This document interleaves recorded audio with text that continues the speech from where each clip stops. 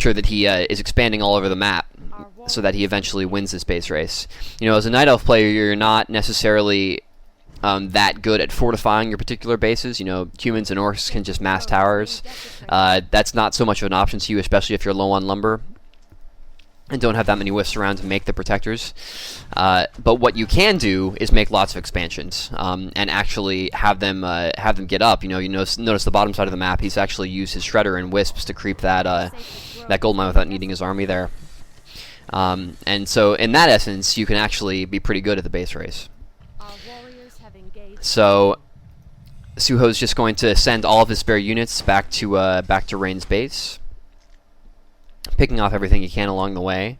Rain does a good job of splitting his army, using his heroes to fight off Suho's units, while using his units to actually attack Suho's base. But you'll notice, you know, Nature's Blessing on these Ancients, and with just Abominations and Fiends, they take a pretty good while to kill.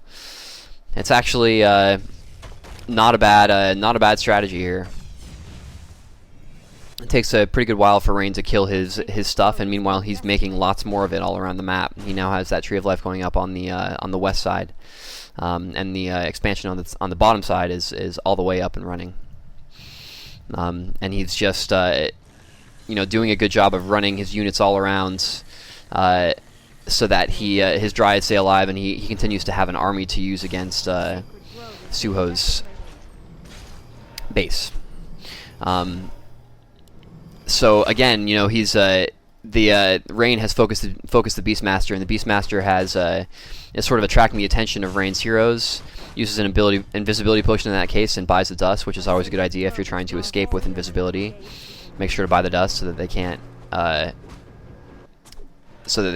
just reveal on you. And meanwhile, he's using his Dryads to put some pressure on Rain's buildings. He's bought another Sapper up at the Goblin Laboratory up top. And meanwhile, he's you know, making sure that his wisps stay alive as best as possible. His wisps have died over at the, or rather, his mine has died over at the right-hand expansion. He's making sure to keep his wisps alive, and making sure that he's actually splitting his Dryads into groups so that Rain has to choose which way to go. It's harder for Rain to split his heroes because that way only one of its heroes has the benefit of an Unholy Aura, and the Dryads can actually outrun them.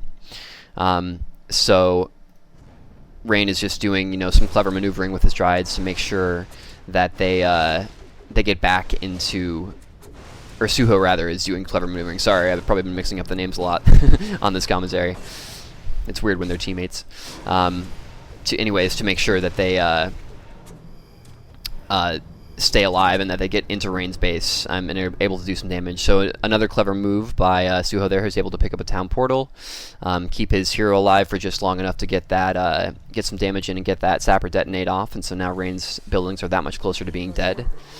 And meanwhile, Suho is building, you know, trees all over the map, continuing to expand as best he can. You'll notice that he's done that again on the right-hand side of the map.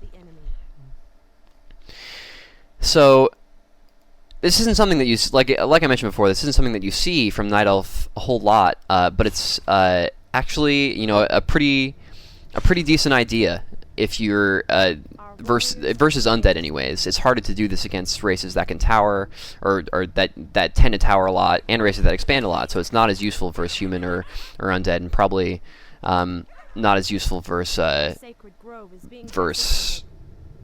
Night Elf Mirror as well, although the matches in Night Elf Mirror tend to be very different than this.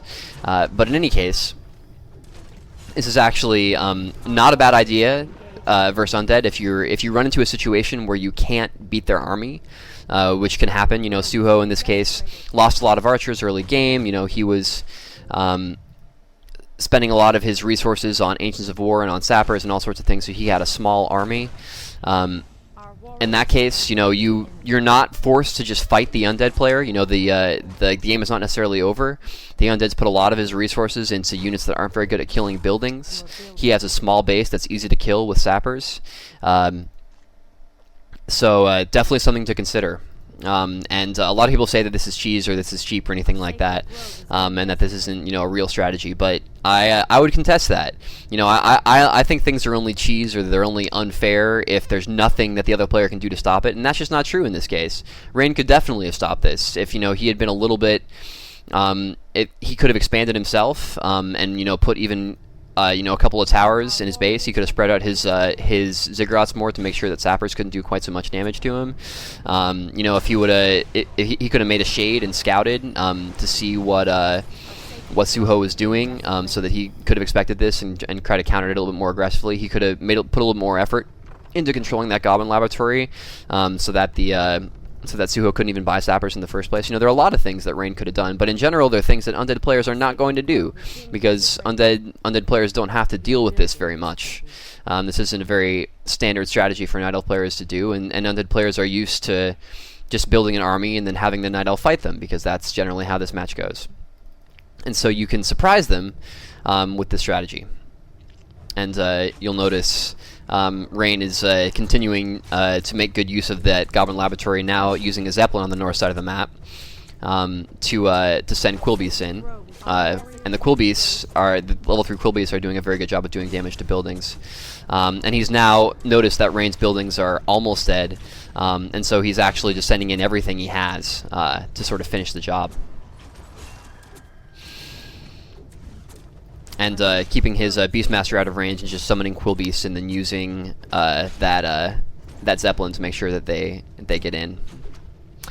But at this point, there's nothing Rain can do to stop the Dryads from killing the rest of his buildings, and Rain knows that it's over. And that will be the end of the game. So, like I said, a very interesting end to a game. This is a good example of thinking on your feet, which is something that I feel like we as amateur players can all learn from in Warcraft when we watch the professionals, because, you know, just because you can't beat the other player's army, or just because there's not a traditional way to win the game, doesn't mean that the game is unwinnable. And there are always a lot of different options to you. And what Suho does in this game is he takes advantage of the situation. You know, thinking about it from every side. You know, Rain, like I said, didn't have very good base racing units. He only had one base. He didn't have expansion. There weren't many towers up in that base. The base is fairly easy to kill with sappers and that kind of stuff. And meanwhile, Suho he already had Nature's Blessing. He had the ability to expand all over the map and stay alive for pretty much as long as necessary. And he didn't want to fight Rain's army. So given that Rain was making a very offensive push, you know, he was going right after Suho. He wasn't just running around the map creeping. Since he was going on the offensive, Suho can counter that by actually going for the base race, which is something that you see sometimes in other matchups, but now you've seen it in Night Elf vs Undead. It's something that doesn't happen very much, but just bear in mind that you have that option to you. And Undead players as well, you know, bear in mind that this can be done to you, and all those things that I mentioned a minute ago about what Rain could have done differently. Make sure that, you know, you're scouting and that you're taking care of this if, you know, you feel like the Night Elf's about to try to do this to you.